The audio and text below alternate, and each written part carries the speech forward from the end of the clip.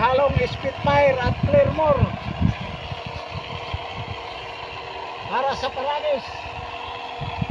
Nag-spray tayo ngayon ng herbicide. Ang gagawin ko ngayon yung Spitfire at saka Clearmore, paghaluin ko para sa Paragis. Yan mga idol, ang kapal ng Paragis.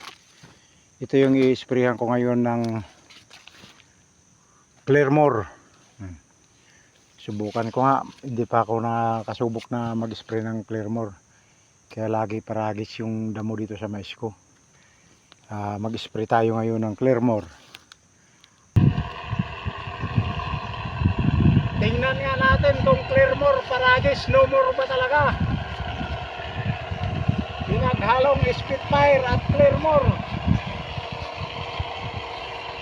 para sa Paragis.